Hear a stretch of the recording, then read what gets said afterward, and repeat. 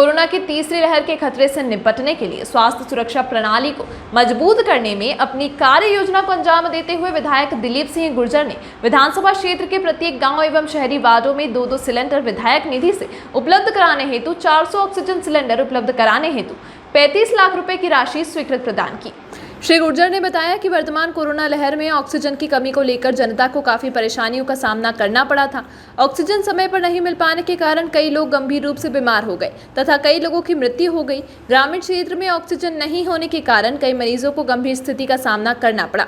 इसको मद्देनजर रखते हुए विधायक निधि से प्रथम चरण में 400 gas cylinder with oxygen flow meter सहित 35 लाख रुपए की राशि से क्षेत्र में उपलब्ध कराए जाएंगे। नागदा के 36 ही वार्ड में 2-2 ऑक्सीजन सिलेंडर, खाचरोद 21 वार्डों में 2-2 सिलेंडर, प्रत्येक गांव में 2-2 ऑक्सीजन सिलेंडर प्रथम चरण में उपलब्ध कराए जाएंगे, जिससे समय पर तत्काल मरीज को ऑक्सीजन उपलब्ध हो सके तथा तत्काल उपचार की व्यवस्था हो जाए।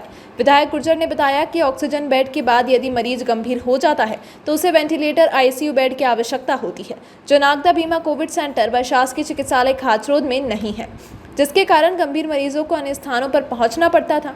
वहां पर भी बेड उपलब्ध नहीं हो पाते थे। उसको मद्देनजर रखते हुए 55 लाख रुपए से 10 वेंटिलेटर आईसीयू वार्ड बीमा हॉस्पिटल नागदा व खाचरोद सिविल हॉस्पिटल में 5 बेड आईसीयू वार्ड बनाने का कार्य पूर्ण हो रहा है। क्षेत्र की जनसंख्या व मरीज की जनसंख्या को देखते हुए 25 बेड बीमा hospital, 25 bed civil hospital, 10 bed Champakheda, 10 Madavda में विधायक निधि से उपलब्ध करा दिए गए हैं, जो ऑक्सीजन बेड में परिवर्तित होंगे, जिससे कि ऑक्सीजन बेड की क्षेत्र में कमी नहीं होगी और मरीजों को इलाज में काफी सुविधा होगी। बीमा कोविड सेंटर में डिजिटल एक्सरे मशीन नहीं है। कोरोना मरीज की स्थिति जानने हेतु डिजिटल एक्सरे की अधिकतम होती है, इसीलिए विधायक निधि राशि 8 लाख रुपए से डिजिटल एक्सरे मशीन उपलब्ध कराई गई है। 35 लाख की वेंटिलेटर युक्त एम्बुलेंस। श्री गुर्जर ने बताया कि यदि कोई मरीज कोरोना बीमारी से गंभीर स्थिति में पहुंच जाता है तो उसे इलाज हेतु मेडिकल कॉलेज या अन्य बड़े अस्पताल इंदौर, उज्जैन, रतलाम, गुजरात ले जाना हो तो वेंटिलेटर एम्बुलेंस की आवश्यकता होती है। इसी कमी को दूर करने के लिए तथा मरीजों की सुरक्षा हेतु 35 लाख की 2 स्ट्रेचर वेंटिलेटर युक्त एम्बुलेंस की स्वीकृति प्रदान की गई है। प्रथम कोरोना लहर में विधायक निधि से 10 लाख रुपए की राशि से नागदा खाचरोद क्षेत्र में मास्क, सैनिटाइजर, दवाइयां तथा एयरवो 2 मशीन शासकीय चिकित्सालय नागदा में उपलब्ध कराई गई थी तथा विद्यार्थियों को मास्क, सैनिटाइजर तथा आम जनता को लाखों रुपए की खाद्यान्न सामग्री उपलब्ध कराई गई थी। कोरोना की जो दूसरी लहर थी और एक बहुत बुरा समय हम सभी ने देखा। भगवान की कृपा से और आम जन की जागरूकता से, आत्मनिर्भरता से वो समय टलता अभी नजर आ रहा है। और जैसा कि जो स्वास्थ्य विशेषज्ञ हैं, विश्व स्वास्थ्य संगठन है, ये अभी से इस बात के कयास लगाए रहे हैं कि तीसरी लहर भी आ सकती है और तीसरी लहर इससे ज़्यादा खतरनाक होगी। दूसरी लहर के बारे में भी शासन को, राज्य सरकार हो या केंद्र सरकार हो, सबको विश्व स्वास्थ्य संगठन से लेकर स्वास्थ्य समिति, जो हमारे देश की स्वास्थ्य समिति, सबने चेताया था। लेकिन दुर्भाग्य ये है कि जिन लोगों के हाथ में हमारे देश की बागडोर है, वो भले केंद्र सरकार के लोग हो या प्रदेश सरकार के, वो चुनाव खेलने में व्यस्त थे। चुनाव में अपनी पूरी ताकत झोंक रहे थे। वो कैसे एन केन प्रकरण पूरे देश पर लोकतंत्र मतलब चुनाव के सहारे कब्जा करने की नीयत से ऐसी जो गंभीर चेतावनी विश्व स्वास्थ्य संगठन और स्वास्थ्य समितियों द्वारा दी गई, उसको दरकिनार करते गए और जिसके कारण लाखों लोगों ने, लाखों देश के लोगों ने और नगर में सैकड़ों लोगों ने अपने परिजनों को खो दिया। हमने जो पहली लहर आई थी कोरोना की पिछले साल, विधायक जी ने पूरे आम जन के बीच में रहकर जो हर संभव मदद हो सकती थी वो की। दूसरी लहर में विधायक निधि से जो सहायता मेडिकल स्वास्थ्य उपकरणों की होना थी वो दिलवाई गई, सब कुछ किया गया। बीपीएल कार्ड धारियों को कितना राशन मिल रहा है, आपको सुनकर आश्चर्य होगा। 3 महीने का नहीं, सिर्फ 2 महीने का राशन दे रहे हैं और उसमें भी कंकर पत्थर ज्यादा दे रहे हैं।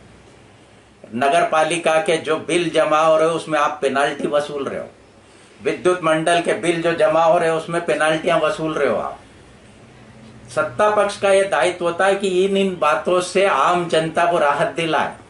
लेकिन आपको चिंता सिर्फ है तो कि विधायक जी कहाँ है, विधायक जी लो आ गए विधायक जी। अब क्या है, अब हो गई संतुष्टि आपको।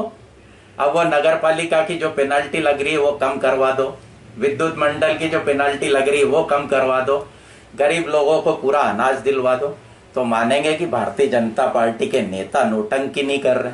नहीं तो नोटंकी जो आप करते रहते हो, हम बोलेंगे कि आप नोटंकी कर रहे हो। कोरोना महामारी को लड़ना है तो एकजुटता से लड़ें, नहीं तो आरोप प्रत्यारोप में मेरे हिसाब से अभी वास्तविक जो धरातल है, जमीनी धरातल है, उसमें भारतीय जनता पार्टी का कोई भी नेता टिक नहीं पाएगा।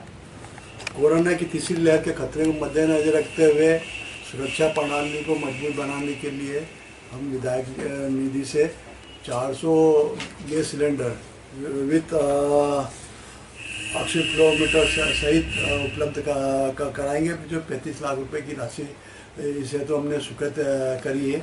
अभी हमने ये देखा है कि ऑक्सीजन की कमी से कई तत्काल ऑक्सीजन नहीं मिलने, कई लोग गंभीर रूप से बीमार हुए हैं और कई मौत के शिकार भी हुए हैं। तो इन बातों को मद्देनजर रखते हुए हमने करीब 400 गैस सिलेंडर की स्वीकृति दी है, जो शहर के प्रत्येक वार्ड में आंगनबाड़ी कार्यकर्ता को उपलब्ध कराए जाएंगे 2-2 गैस सिलेंडर प्रथम चरण में, और प्रत्येक गांव में 2-2 गैस सिलेंडर उपलब्ध होंगे। जिसे तत्काल गैस ऑक्सीजन की आवश्यकता हो तत्काल उनको उपलब्ध होगा, जिससे वो अस्पताल तक ले जा सकेंगे। यदि गंभीर नहीं है तो वहीं के वहीं करीब 400 बेड ऑक्सीजन बेड पब्लिकली उपलब्ध रहेंगे, मतलब तो जहाँ ऐसा हमने करा है। दूसरा 55 लाख के 15 आईसीयू वेंटिलेटर आईसीयू बेड आगामी दिनों में कार्यरत होंगे। हमारे यहाँ पर सबसे बड़ी प्रॉब्लम ऑक्सीजन बेड के बाद यदि मरीज गंभीर हो जाए तो उसको वेंटिलेटर आईसीयू बेड की आवश्यकता होती है। लगातार हमने कई लोगों को बाहर भी पहुँचाया, पर वहाँ पे बहुत उपलब्ध नहीं हो, तो हमने 15 आईसीयू बेड पहले 55 लाख रुपए की उससे हमने स्वीकृत किए हैं। 10 बेड बीमा हॉस्पिटल में और 5 बेड खाचू में 15 और 5 बेड हमारे सरकारी अस्पताल में पूर्व में हमने स्वीकृत कराया था लेंसेस के माध्यम से। वो सब करीब 20 बेड उपलब्ध रहेंगे और 70 बेड हमने बेडों की स्वीकृति और दी है। 25 बेड को कोविड सेंटर बीमा अस्पताल में और 25 बेड खाचौद में और 10 चापाखेड़ा में, 10 उसमें मड़ावदा में करीब 70 बेड की स्वीकृति। ये भी ऑक्सीजन बेड के रूप में कार्यरत होंगे, तो जिससे आने वाले समय में हम बड़ी एक चुनौती का सामना तीसरी लहर के रूप में कर सकते थे। जहाँ तक एक 8 लाख की हमने एक्सरे मशीन भी, डिजिटल एक्सरे मशीन की स्वीकृति दी है। बीमा अस्पताल में भी उसकी स्वीकृति नहीं है, तो उसकी भी हमने स्वीकृति दी है। दूसरी गंभीर बात की गई वेंटिलेटर युक्त हमारे कई एम्बुलेंस नहीं थी।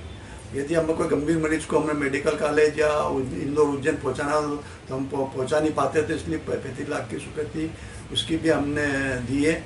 हमारा एकमात्र उद्देश्य है कि क्षेत्र में हम इतनी सुरक्षा प्रणाली को इतनी मजबूत कर दें कि आने वाले समय में कोई भी हमारा क्षेत्र का नागरिक असमय काल मृत्यु से नहीं जाए, उसको उचित इलाज मिले। इसकी हम ऐसी व्यवस्था निश्चित रूप से हम करने जा रहे हैं और जो आवश्यकता होगी निश्चित रूप से हम करेंगे। पिछली जब कोरोना आया था तो हमने खूब पब्लिक के बीच में जाकर जनता की सेवा करी थी।